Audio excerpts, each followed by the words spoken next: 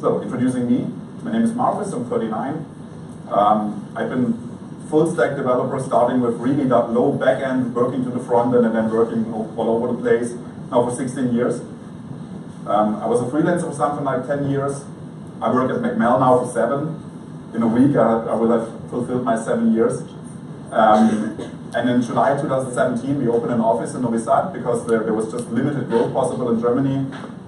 And I really like to make the web usable and fast, and also making it, being lazy about that, which really leads to good examples and good results.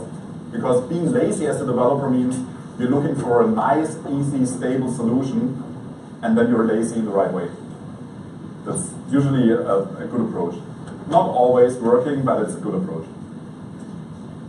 Yeah, McMell, the company, is we're doing really mostly creative solutions for our clients, which means it's completely not limited to design. It's also film, it's also text, it's photo, it's sometimes just creative structural or logical approaches.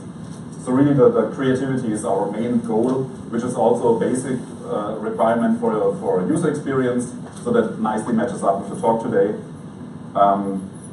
The digital and emotional ass-kicking was something we were struggling with at the beginning, but our clients liked it, which are usually stuffy German companies, but it's now the official logo and people, or the official slogan, and people are flying with it, so no problem.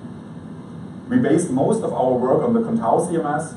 It's not that well known in Serbia, but it's a really big CMS in Germany and starts getting worldwide roots. It's been used more and more in France, in America, and Canada. And of course, we're trying to include it more in the Serbian market as well. McMell itself was founded in 1999, and as I said, we opened the office here in July 2017, which is also almost 2 years ago. And so far, we're really happy. I cannot say anything else. There's 4 colleagues and 5 colleagues now here today. Yeah, and I'm also interested a little bit about you, and that's partly connected to the talk, because really user experience is, of course, mostly based on the user, which means you need to know who you're talking to, why you're talking to them, and what they want from you, which means who of you has some kind of user experience, or that in the title, or is hired to do that in the company, or has that as a base of study, who is mostly organized for user experience. 1, 2, wow. Maybe 3. Okay, more for design or development? User experience? Design. Design. Mm-hmm. And who here knows the difference between user experience and usability? That's really in a lot of articles online, you read about that and it's completely getting mixed up. Who would say they know the difference? Very few hands. Who doesn't know the difference? Counter check. Okay, at least 3 hands, so that's really not a good benchmark. Okay, who here is web developer? 5, 10. Who is web designer? What are the rest doing? Okay, and how many years of experience do you roughly have at the field? Who is below 1 year? Who has 1 to 3 years? 3 to 5? More? Ooh, some experienced people in the room. Nice. Okay. There just came in a bunch of new people. I would like for them to find a place and maybe sit down or not sit. And then I would really jump into what's happening next.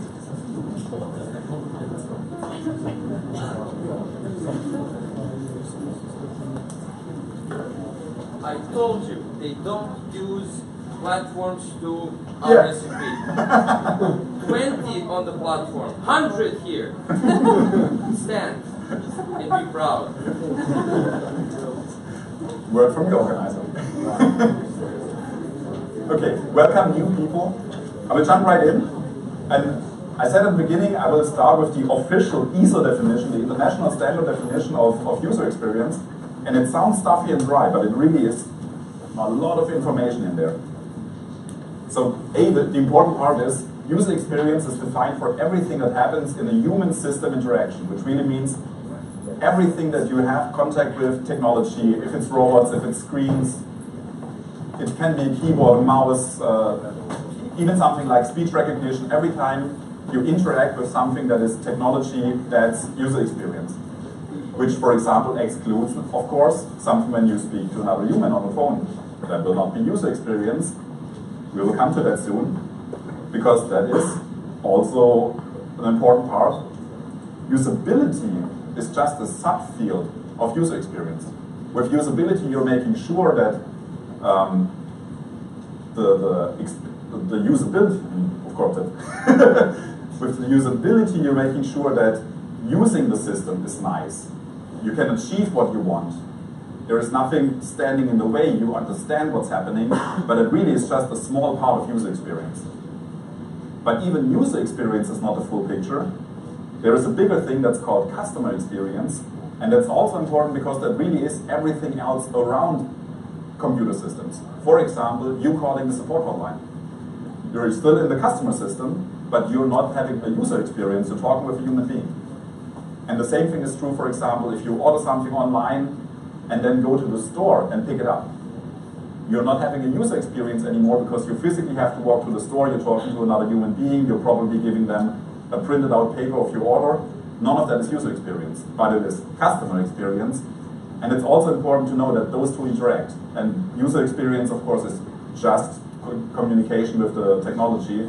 Of course, as designers and developers, that's the part that's interesting to us. We are usually not standing in the store and having any influence there. I go back to the definition because I skipped it earlier. So it's human-system interaction. And what's important about user experience, and that sets it apart from the usability, is it's about emotions, it's about beliefs, it's about how the user feels while operating with your system, but also before he operates with the system and after he operates with the system, if he can achieve what he wants, if he knows what he wants, and if you're helping him along the way to achieve all that, and of course the tiny bit of that, what is usability, is it nice and easy to achieve it? Can you help the user along the way? But it's really comprehensive. It's your physical well-being, your psychological well-being, everything that's connected to the interaction, because computer interactions can be frustrating as hell. We know that from badly made websites. If you enter something in the search form and there is nothing coming back, or there's 10,000 requests coming back, either one is not a good result, because with nothing you cannot work, and with 10,000 results you cannot work. So there is a middle ground and a good way to handle that. And interesting is also, it is really user experience is everything that happens before, during the use, and after, which means you have to imagine the user being already not happy when he knows he needs to fill out a form. Because so many people connect filling out a form with some negative emotions, because there are some really badly designed forms out there. Which means you already know that. Forms are not the most liked element on a website. You need to have that take that into account when designing a form. As little as possible, as helpful as possible. Maybe just make it more colorful so it's more fun to use. All of that is part of user experience. Now the interesting part, why you should care. And why you should care is, of course, you're helping the user being not only successful but also happy along the process. And a happy user is a good user, because a happy user will not complain about you. A happy user will maybe even tell someone else that he was happy. And in the modern times of social media and recommendations and all of that, a happy user will maybe only even give you 5 stars or rate you somewhere, or recommend it, share it on social media, something like that. A happy user can give positive feedback. And of course that's helpful for you, and that's also helpful for the client you're working for. But also well-done user experience can improve the whole success for the project, because happy users are, of course, a nice effect, but if the happy user is also successful, if they can achieve what they want to achieve with your software, web, app, whatever digital design you created, you can sell more things. You can get more registrations in the system. You can maybe just get more users, more interaction. everything that is easy and fun to use is also more used and, of course, has a wide range of happy and successful users that fills it out itself. And the usability and the user experience is also a general goal for the whole team to understand and to strive for. It's really something for the business department, for the sales department, for the designers, for the developers. Everyone knows we want happy and successful users. We're striving for a good user experience. That's really an understandable goal because it's also a deep-seated need of humans to feel understood and to feel helped along the way, especially if it's hard to get somewhere. And that makes it, even easy for someone who's not directly involved in the design process. If you talk to the salesperson or someone in project management and say, I need more time because this experience is really not good enough yet, we need to improve that. He can tell that to the client. The client is like, yeah, I want happy, successful users. I'm talking about the, of course, optimal way here. not the always reality, just the perfect example. And what many people don't know, and that's one of the myths that come along with usability and user experience, is really user experience is making a lot of different problems also go away. User experience is helping with data protection. Because, for example, people will want to give you as little as possible information if they have to fill out a form online. And data protection also says, try to ask as little as possible personal information from the client. Just ask exactly as much as you need, not more. And if you do limited and the very least amount of data input that you can ask for, that's also the best user experience that you can have, because people don't want to give you more. Which is also helping with security and stability, because if you are making sure that the whole experience is fun and easy and successful, of course, successful is only if your system is stable. You can only have a successful interaction if it's always working. That's a basic requirement. People sometimes forget that part of the user experience is really getting the job done. It's just making sure that the system works. It's such a basic thing, but it's important. And what's also a really nice side benefit of user experience is users like change, but only positive change and only in small doses. People really don't like big changes. People don't like to have to relearn something that they already use, that they already like to use. But a lot of small changes, small improvements, either if they actively see them, or even better, if they use a system and slowly see, oh, it's easier now, but they don't even know why. But they will recognize that something is easier. Maybe it's a click less, maybe it's one screen less that they have to do. Small improvements are also completely in line with agile software development. Because you shouldn't be doing giant releases like they were done in the past. Almost every big software system, let's not use Microsoft as an example, but for example Chrome, they used to release in a much larger time scale. Now there is a major release of Chrome every 6 weeks. Because they saw the benefit of not having minor improvements and then wait for giant steps for big releases after every half year.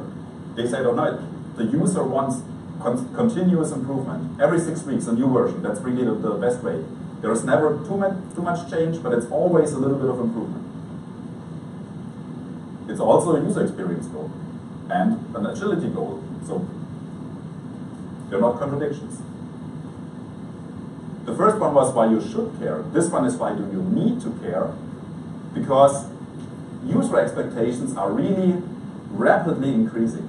Because everyone in the web is working on better user experiences. Many companies are doing it because it's just better for earning money. It's really mostly in their business interest. They don't care about their users per se. They don't want happy users, they want paying users. But user experience is also helping there. And the problem then is for you that the reach and availability of other tools of competition online means the user has a choice. And if your system is not user-friendly, if your system experience is not a nice one, they just go somewhere else.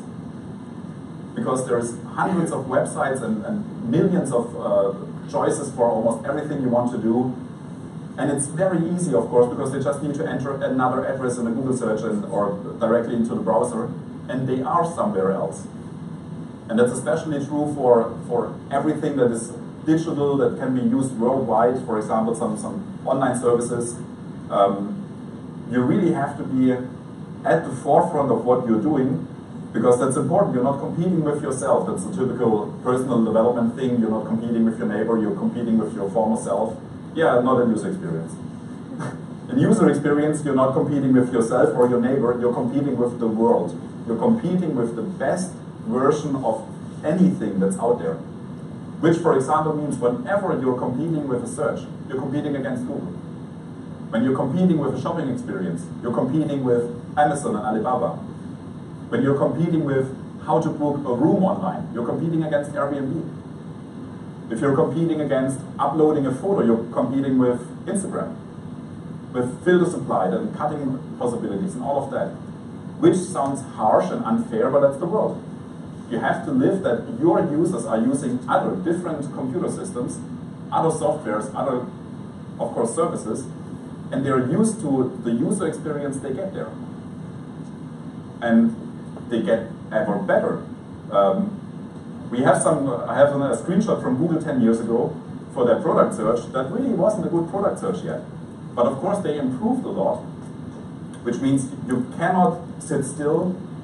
Everyone always has to improve also, because that's just the growing expectation of the user. And the expectation of the user, dramatic pause, the expectation of the user is also part of the user experience, because that's part of what they have, feelings and expectations before using your software. So really they come in with an expectations how nice it is to use. And you should at least fulfill that. Better yet, exceed that expectation. You should care about that. I look for a citation from someone important, so you don't have to believe me, you can believe her. That's Bridget van Kralingen, and she's Senior Vice President of IBM Global Business Services. It's one of the highest positions that that IBM has. And she says there is no distinction anymore between business strategy and the design of a good user experience. Because only if the user experience is nice, you can be a successful business. And that's IBM, which means it's also true in the business world. It's not only for customers or for end customers. It's sometimes even more true for business-to-business interactions, because everyone who's using business-to-business services is also an end customer, which means that the rules are still true. If a business-to-business customer is booking a room, they still also privately use maybe Airbnb, so they know what really nice and useful user experience means. You cannot do worse than that in a business-to-business field.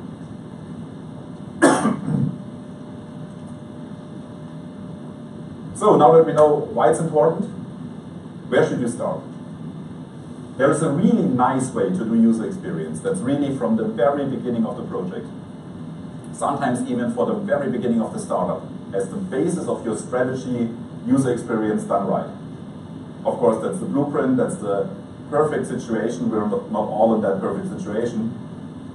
That's why we're also talking about some smaller examples, how you can start with a single task and make that better. And I talked before about that, the small and regular Chrome updates, for example. Kaizen is the Japanese logic behind that. Toyota was inventing that in the 80s. And the rule is really, don't wait for giant improvements. Small steps, regular small improvements are much better for the long-time development. And almost everyone in software development was immediately jumping on that train. That's where the agile development movement came from. They looked at the Japanese car manufacturing and then said, yeah, we can do that in software right now, and it would help us. That's the development we had in software development for the last 40 years. So first, the big one, and the big one also needs us to recognize that fact that many people and many clients really don't want to hear. No one cares as much about your website as you do.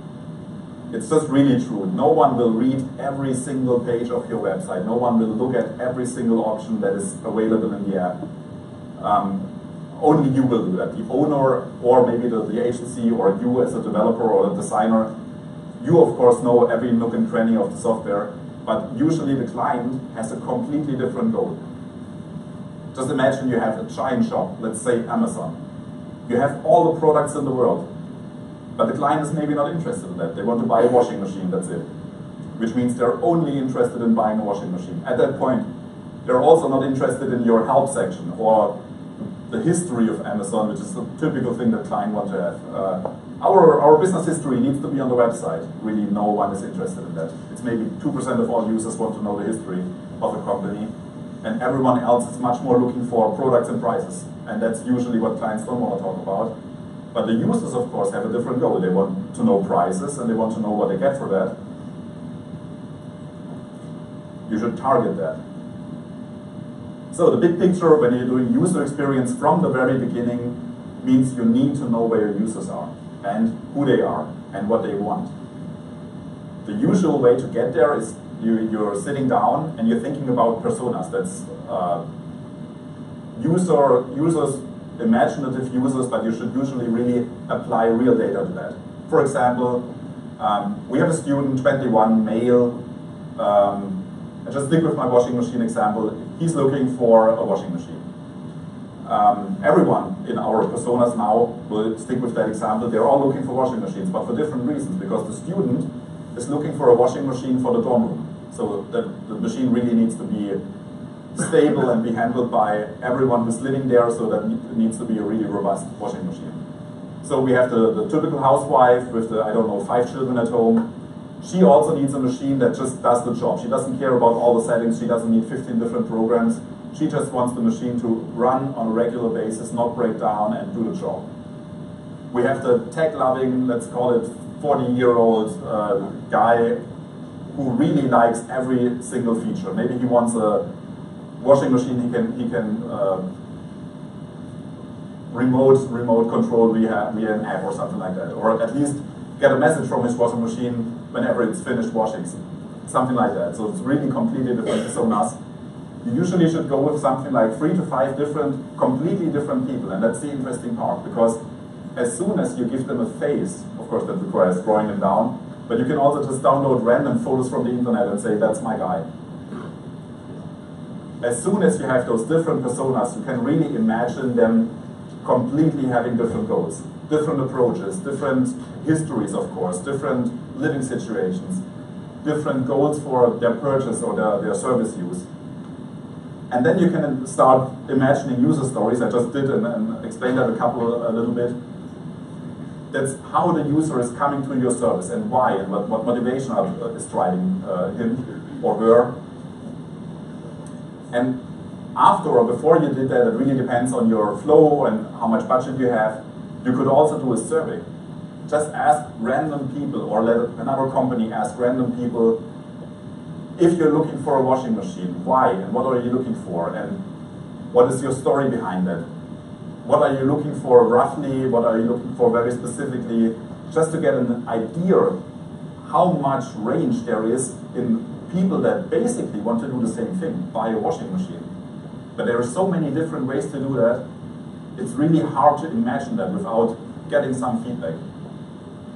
It's not quite as helpful if you're asking your friends, because usually your friends are coming from a very similar social circle, age group and all of that. But family can be really helpful, because usually you have all the age groups and all the different personalities in the family. From grandmother to 7-year-old niece, everyone could have an opinion for buying a washing machine, especially the 7-year-old niece. And as soon as you know who your potential users are, and what they want, and why they want that, and how they got to that idea, then you can tailor the message and the project, the product, and how you offer that to those requirements. And there might be some overlaps, there might be some completely different stories behind that, but without knowing those stories, of course, you cannot even take that into account. And it's really what many of the big shops are doing. You just have 5 different ways to find that washing machine, 5 different ways to browse through the store and get there. The tech-loving computer nerd maybe has a washing machine configurator and found that online and is playing around with all the settings and possible product configurations, and then gets a result. The mom who doesn't care what the washing machine is doing and just wants to have one that gets the job done, maybe she's looking at a quality tests and for washing machines and just buying the first machine that got #1 in that test. And then with that, she was looking for exactly that model on the Google search and then should come to your shop. That completely requires a different approach in how to take into account how the user got to you. And of course, important is, and that's also included in my example right now, the overall experience is the important part, not a single feature. For example, it really doesn't help if you have a product configurator and you think, yeah, all the users will always use the product configurator. No one is just browsing the shop. We have way too many washing machines. Why should someone browse the shop? They will all use the search. Yeah, but maybe some people just really want to browse the shop. Maybe they want to look at pictures of washing machines and buy the one they like the most. You will never know because people are really different. And not everyone is logical. People are really emotional beings. You cannot forget that. Especially in design, that's important, the emotional aspect of that. And of course, it's really helpful if you get feedback from users that fulfill successfully what they were going for, especially from users that couldn't do what they wanted. Which means whatever you want to do, if you want to be successful in the long run, you need to have some way of user interaction. That can be social media, that can be a feedback button on the website, that can be an online chat, that can be what you really see a lot on the web. Did you find what you're looking for? Or can we help you? All those helpful interactions is mostly for them to gain feedback to make their product better, of course. And a final step in that big picture is really, as much as you should listen to your users, that shouldn't be your only feedback. You should really still think about what you think is a good solution, because some features, some usability and experience things, maybe you think of and they're completely new. Maybe it's a new approach, maybe it's something out of the world, maybe you found a completely new way to sell something. You will not find that with listening to your users only. If that's your only thing, that's the old Steve Jobs, when he was still alive, of course. He said, I cannot ask the users what they want because what I will invent, they don't even know yet that they want that. He was always saying famously that before the first iPhone was invented, because the iPhone was not something really special. It was not something unique. There were smartphones before the iPhone. But it was the first one that was easy to use. It was the first one that was fun to use, and the touch screen was working. There wasn't some stupid delay whenever you touch the screen. And he didn't get that by listening to the users. He was sitting down with a team of really smart people. Of course, it wasn't just him. And they were thinking, what is broken in the system smartphone? How can we make a really good product with that? They wouldn't have achieved all of that with just listening to the users.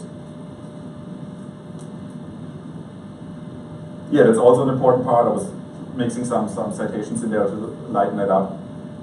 You should always think in design and development that you're solving problems for someone else, not your own problems. A lot of startups failed and went into that hole.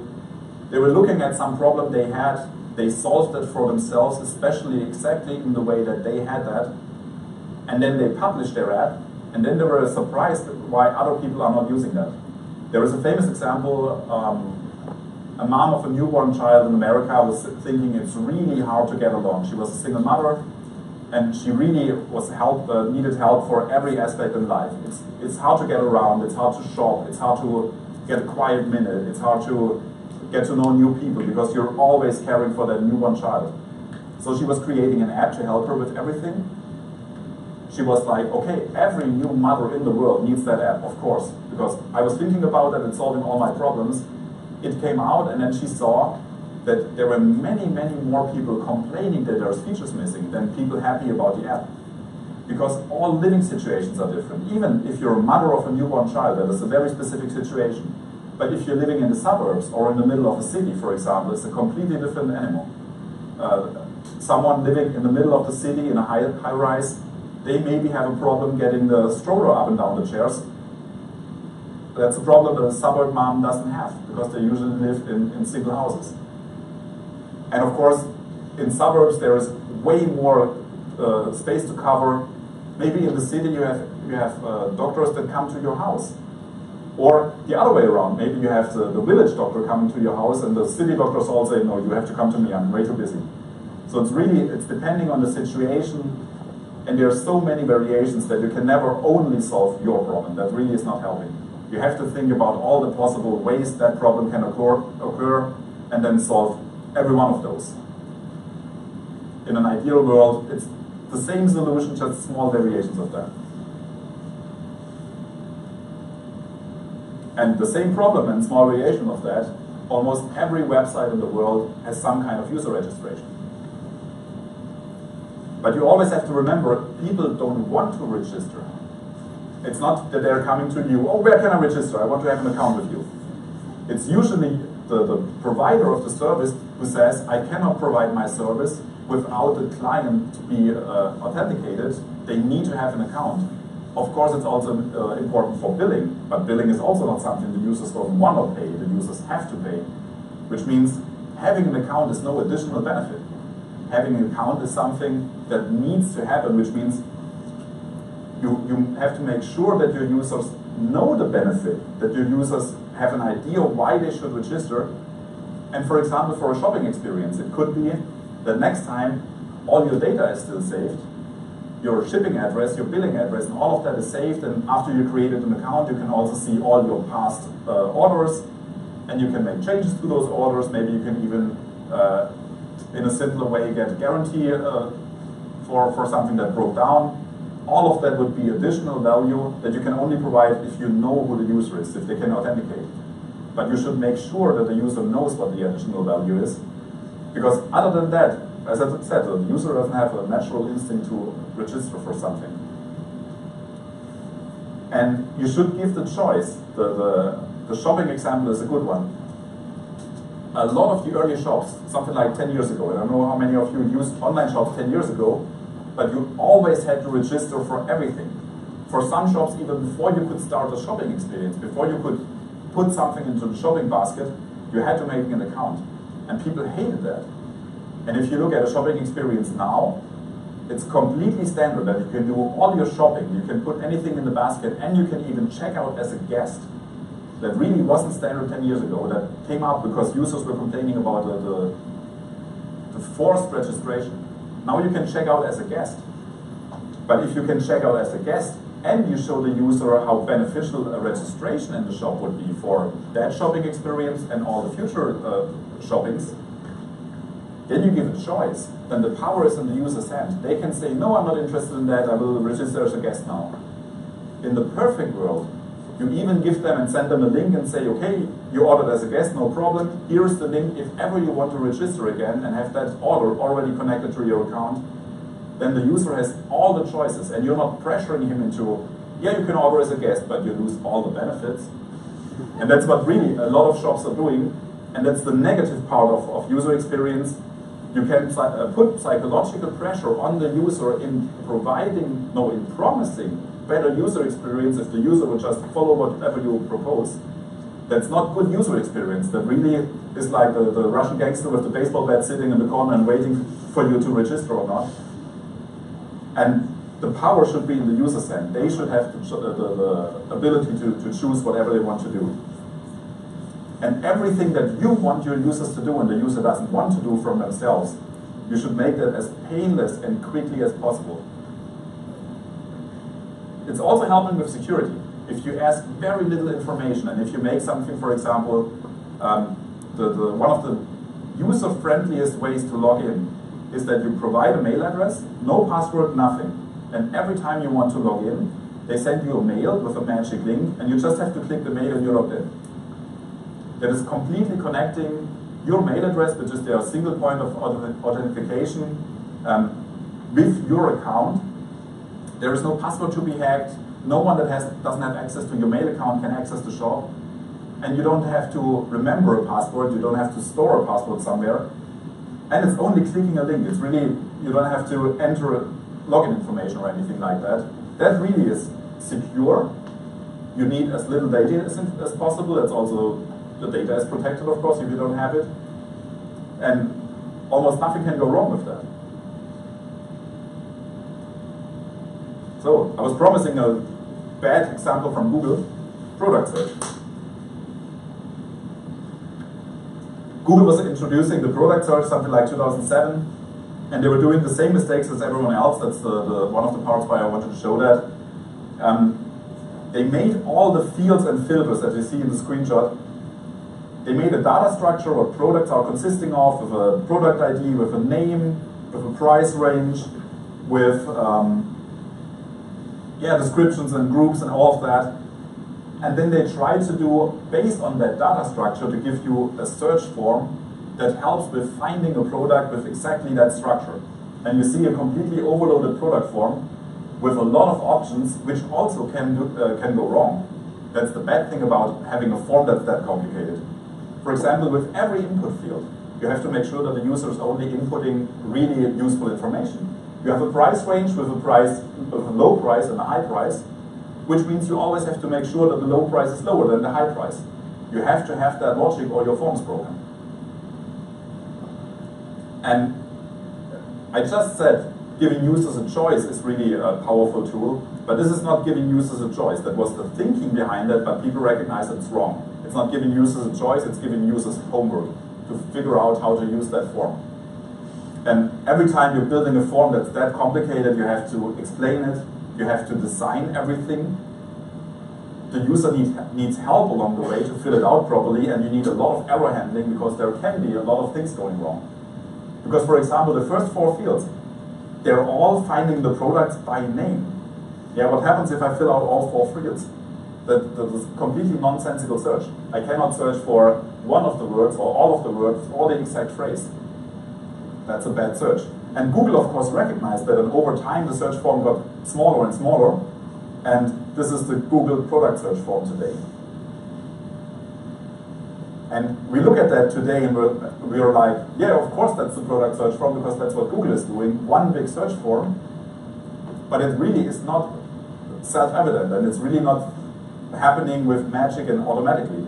Even Google had to really work hard for that and try other things first before they saw that it's really not working.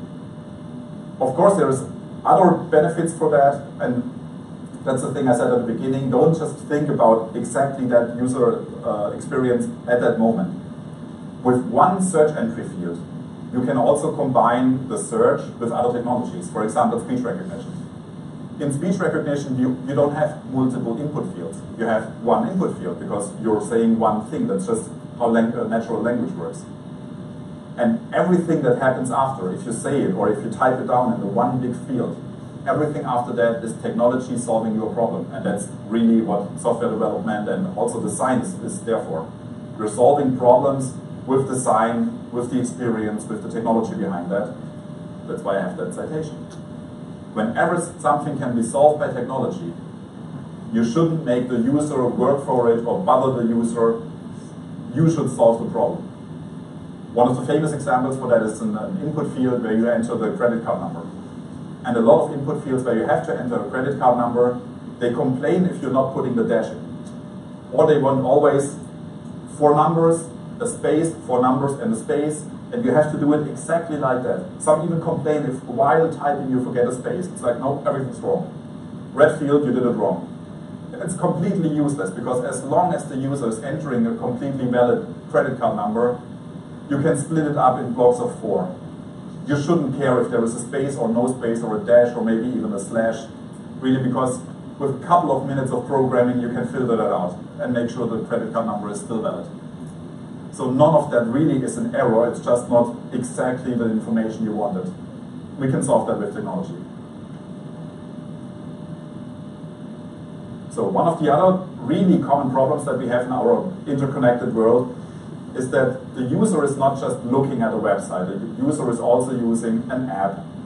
He's maybe using the phone support, the chat support, maybe even video support. He's going to the shop. He's using social media channels to get some answers. And even the biggest of all companies, almost everyone has the same problem. They're not properly connecting all those technical elements. But all of that, almost all of that, are still user experience things. Because other than the local shop and the phone support, all of that is human-system interactions. And there's very few examples of apps and providers that do that well. One of them is Barclays Bank in England. They made something, as soon as you hear about it, you're like, oh, it should always be like that. It's really that simple and that obvious. If you log into the online banking app and you find a problem, they have a button, and the button not only calls the bank support, because you're already logged into the app, they also send your credentials and all the banking information that they need to access your account, because you're logged into the app. You already provided a password and a security measure. So it's completely useless. What usually happens, you're in the app, you call them, and they're like, yeah, please give us your address and your birthday to authenticate yourself, or your last billing number, or we need your customer number, or anything like that. That's useless because you're already logged in. You shouldn't be bothered with something that can be automatically transmitted between your systems, because, of course, the banking app and the phone support and the website is all coming from the same company. It's all your technology. So it's more or less your job to connect it nicely so the user has a nice experience, even if he's breaking the media. It happens so quickly now. Maybe you try to do something with an app, it's not working, you change to the website. It's not working on the website, you're opening the web chat is down right now, so you call them. As a user, for you that's one interaction. You still want to get the job done. You still want to buy a washing machine. And for the provider now, I switched media 3 times. I had an interaction with 4 different systems, and all 4 different systems are usually not connected, which means you had really 4 completely separate business processes, but it shouldn't be that way. As a user, you want to have one nice experience.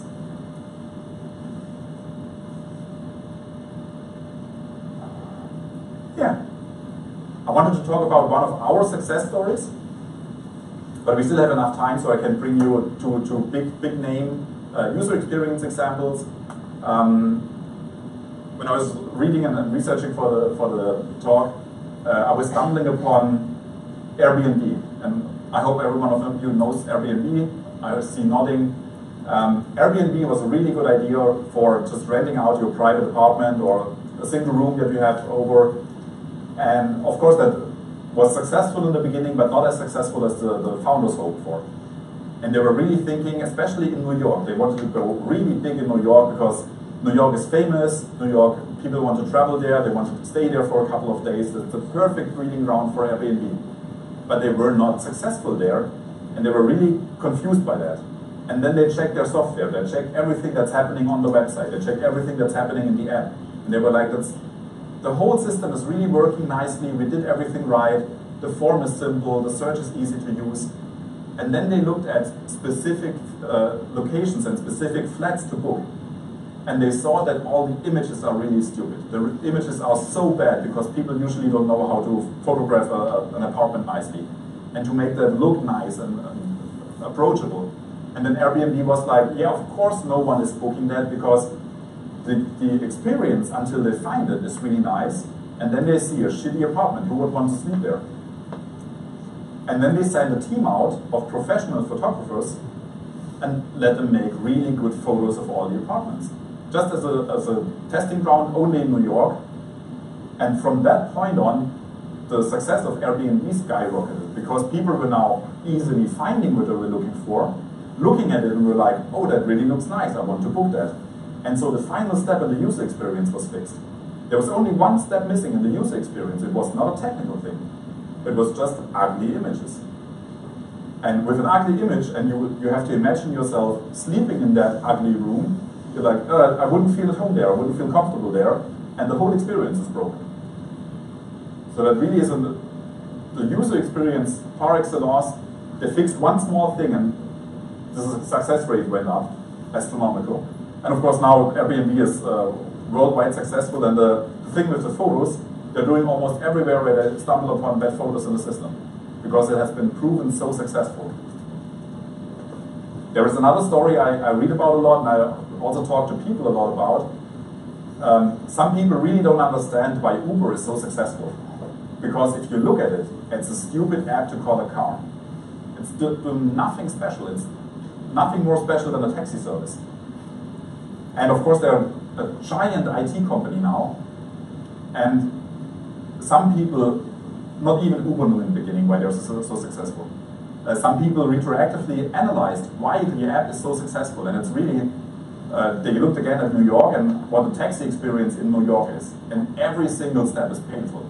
Every single step is unnerving and really stupid to have. It's really hard to get a cab. You have to stand in the street and wave because you cannot call them, they're too busy. Okay, so you're standing there like an idiot waving, hoping for someone to park.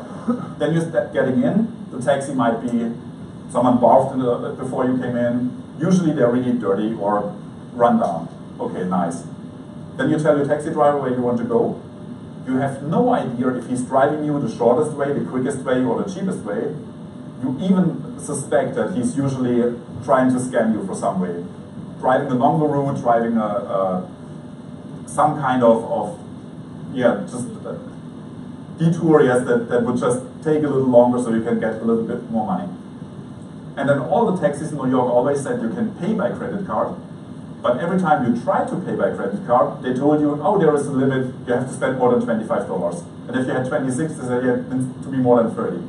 Always the imaginary number that you had to pay by cash, because for credit card payments, they had to pay a small fee, of course, and cash payment, you officially don't have to tell the tax administration that you just earned some $30. It's much harder to scam and cheat with the taxes if it's digital, because the paper trail is there. And of course, if you had a bad experience with your taxi, you couldn't even tell anyone, because it's more or less anonymous taxis. Of course, you can just give that name to your friends and say, don't drive with that taxi, or turn around and read the number plate, but that really, with thousands of taxis in New York, that is not a good experience. And if you now know the really bad story of using a taxi and think about what Uber is doing, it's really easy to call the cab. While waiting for the cab, you know how far they're away, they will tell you. You even get a dot on the map, you see your taxi coming to you, which means it's really easy to see what's happening. You get in. If you're not happy with your taxi, you can get out again, that's part of the Uber experience, and you can call another one and complain about this one. And you can only do that because in New York you were standing there maybe for 10 minutes. With an Uber, you know, you call them, they come. So it's not a completely unknown thing. There will dependently be a next Uber. Then you can tell him where, or her, the driver, where you want to go. And then they show you a map. And they show you again a dot on the map of you driving there. Which means you have full control and full the possibility to check if your driver is doing a good job. And you can even say, oh, that looks like a detour. The app is showing a different route. And the driver can tell you, yeah, that road is usually blocked. That's why I'm using the detour. You have the power of questioning what your driver is doing. With taxis, you don't even have to try. The payment is very easy and nice because you can just click payment. You can even add a tip if you want. You can rate the experience. So you are in complete control of the whole process, which is the exact opposite of taxis. And that made getting somewhere so much easier, so much more fun, so much more successful. That's the success story behind Uber. It's really not because there was an app for calling a taxi. That's really thinking way too small. The whole experience has been completely changed. The power is now in the user's hands, and everything is easy and nice. That's a complete turnaround on the original experience. And we tried the same thing, complete turnaround on the original experience. A customer of ours was coming to us and they said, we have such a nice product range and we have no new way, we cannot really imagine a new way to make sure that the clients are really paying and buying with us. And we reached the end of online marketing and doing advertising online, and they even had a newsletter and everything they could think of. They even had a YouTube channel. But sales were still not going up anymore. And they had 4,500 products. What I have to tell you, that's the important part, it's all envelopes. They were only selling leather envelopes. That's the whole product range. 4,500 different envelopes. And now it's really not a good thing anymore because 4,500 envelopes is really too much. You wouldn't even know which one to buy because it's just, they're all way too similar. They have over 100 standard envelopes all in white. And there's just tiny differences in paper weight, in quality of the glue, in quality of the material for the window, 100 different ones. And we explained to them, oh, with that, I think we have to disappoint you. That's a curse. That's not really a good product range. Users are completely confused if they search for standard size envelope in white with a window and they get 100 products that look the same on the photo. And then we did exactly what I said, the user experience, the big story. We sat down with the client, we thought about possible clients, and they only thought about 2 different clients that they usually have, and we thought about 5 more. They were only thinking about people that buy envelopes in a business environment, so they need them just to send letters and bills and everything else that business usually sends. And they were thinking about a second group of envelopes they have for packing a lot of paper, something like a 100-page dissertation for your doctor's PhD work. They have really sturdy, big envelopes for that. They were completely not thinking about the whole creative process. They also have, for example, envelopes for a wedding invitation. They have envelopes for children's birthday parties. They have envelopes with real cow, I'm missing the word, help me. With cowhide, yes. Cowhide attached to the envelope. So you could really, the envelope was that thick, you could stroke the envelope. It's a really completely stupid but fun experience. They had envelopes made out of jeans. They had envelopes made out of plastic, made out of glitter, completely glitter. Really craziest things, but they were not even thinking that creative people could buy it. So we helped them with personas, we helped them create new user stories. And then we said all those people need different entry points. People are just not looking for something so crazy as a cowhide envelope. No one would even imagine that exists. Why should someone look for that and search for that? And one of the biggest approaches that we did was we created curated lists. We told them, and that's always a problem, you have to explain it to the client, we told them Spotify is doing that. They have a lot of music, but it's stupid to look at all the music that Spotify has and try to listen to one song. But you can listen for a mood, or you can listen for a specific fresh hip-hop. You can listen for local folk music. You can listen for whatever rings your mood. You get a playlist that fits your desires. You don't have to search for yourself. So we made playlists for the client. And the website is working, so I don't have to show you only the screenshots. I can really show you the website. And with that, and we retexted every product description. We retexted all the category descriptions. We looked for mostly funny images to picture the categories. And we told the client to make better product photos, because we had at Airbnb good product photos. Even for something boring as an envelope, you need good product photos because it's an online store. People cannot take your product. They need to see it well enough to imagine holding that, sending it out, and using that in their whatever project they want to do. And within a year, they had a sales plus of 30%. And whatever they were doing before, no matter how much money they spent on search engine optimization and advertising online, they could never grow more than 5% a year. So 30% was a really big success for them, and of course for us indirectly. I can show you, that was the website before we started. I found an archived screenshot, that's why it's a little bit mushy. And this is the new website, which we will really look at now as a live website. And of course it looks almost the same. And you instantly see, we're using much more high quality images. Some of those images have been bought, some of those images have been made with photo shooting, because we just couldn't find a matching image for the situation that we wanted. If you compare that, I want to go back to the presentation, they have a filter, and they were really proud of their product filter. This is the original filter, but the filter was everything. You didn't have any other access to the products.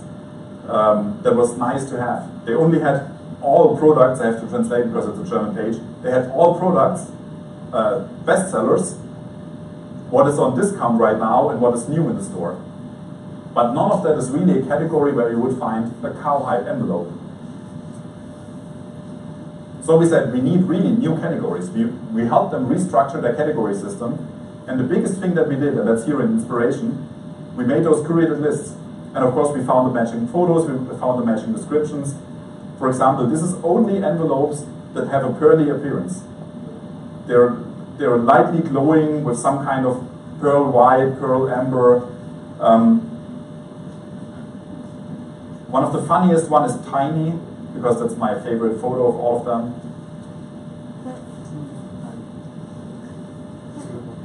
Yeah, that really is just tiny envelopes. Envelopes, they're so small you wouldn't even believe that someone could buy them. For example, they have envelopes for business cards. So you can pack your business card into an envelope and then give it to someone else. It's really much more for the fun of it. But it's, of course, you will make an impression if your business card is in a transparent envelope, because no one else in the world will do that. Of course, someone else in the world will do that, but really not a lot of people.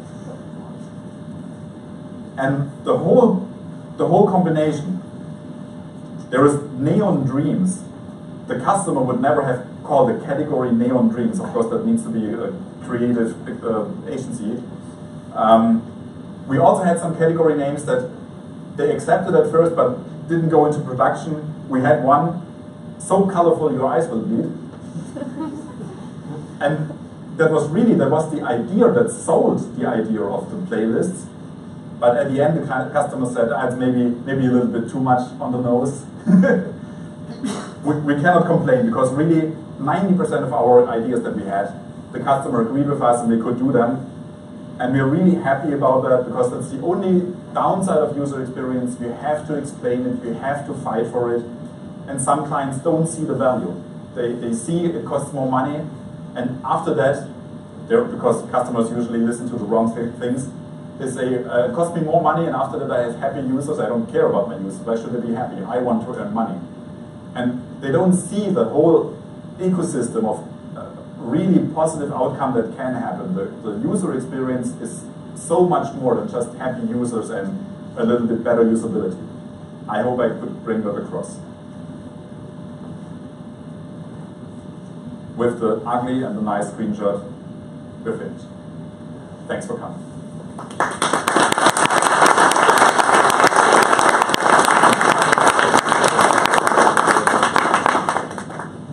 Does anyone have any questions?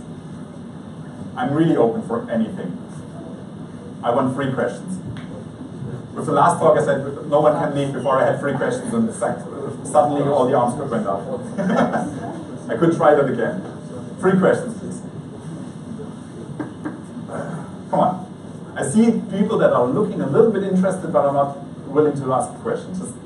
Okay. How do you actually convince someone to go to you and select the client? Okay, convincing the client is really, that's an interesting approach. There is at least 5 different ways that you can use.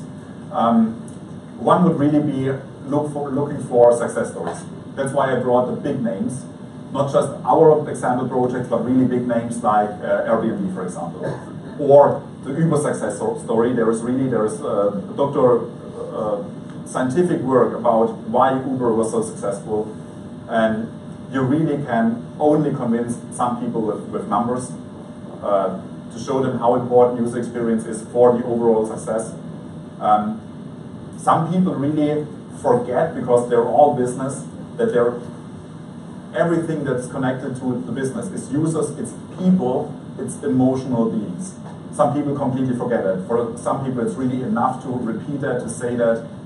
Please don't forget, we're not talking to robots. It's not robots buying your products. It's emotional beings that all have different goals and wishes and life and dreams, emotions. They need to be fulfilled. It really depends on the client. Whatever approach could work with them. If they're more emotionally in tune, if they're more looking for just numbers and business. Even if you cannot completely convince them, there's always some points that they understand. For example, the need for really good images and the emotional impact of images.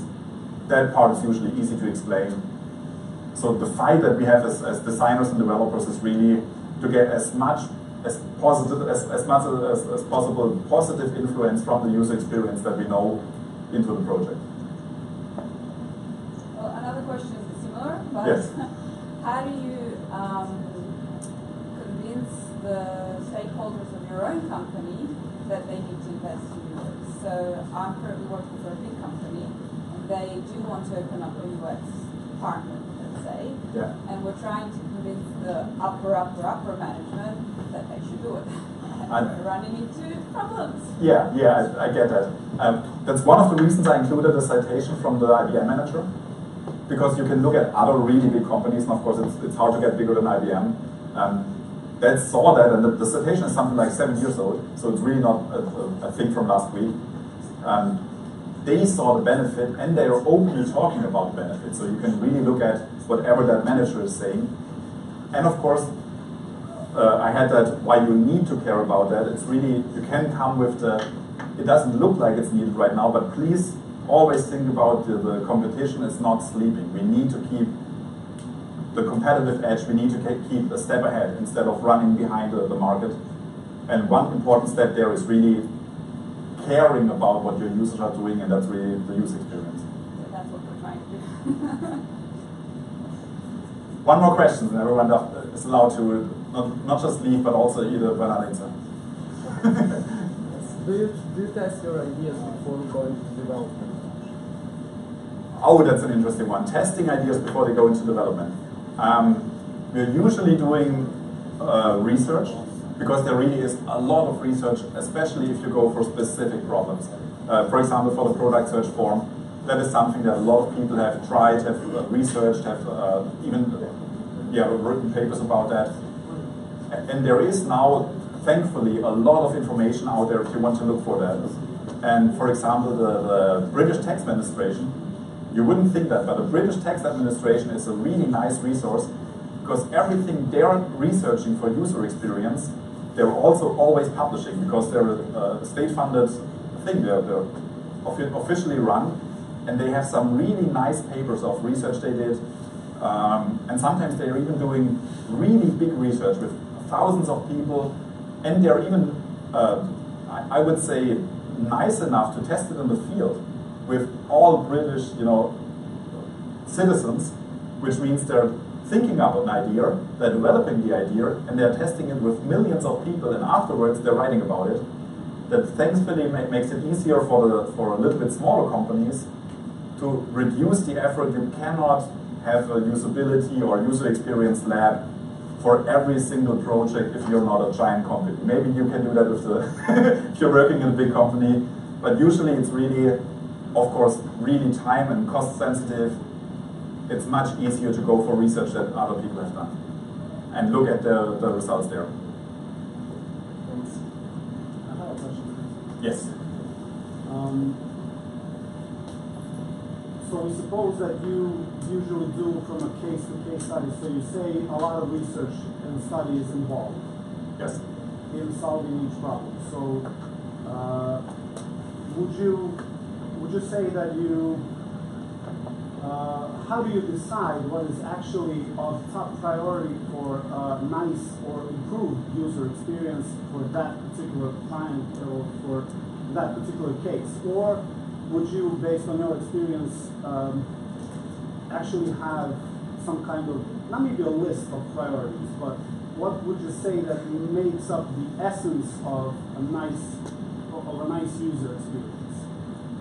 There's usually a nice middle ground where you can say, I think this is the list of all the possibilities where we can improve user experience. Then you can compare that with how much work each of those possibilities is. Then you can think about how much impact all of those have.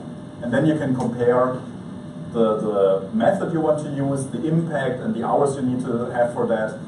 And then usually our clients depend on us making a suggestion and say, see, this is the list of everything we could do. And usually we are not trying to sell everything, because it's also something, it's really much more motivating for the team also, for the developer and for the designer doing it, to go for the big bucks, to go for really something that has impact, and not for some minor improvement that is a lot of work. That's really also not very motivating to work on that. So really it's beneficial for everyone if you go for the biggest impact. And that's really just a team of people sitting together. If you're lucky, a team of people with someone from the client sitting down together and thinking about what would be the biggest impact if we change the user experience at that point or at that point. and you just try. Really, you do your best and hope for the best, and of course you have to measure if it's really successful. You cannot do anything and try and then never care for the result. That's not helping.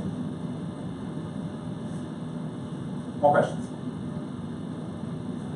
No. You're already at 4 for the ones who count. So I would say thank you for coming. I have some final words.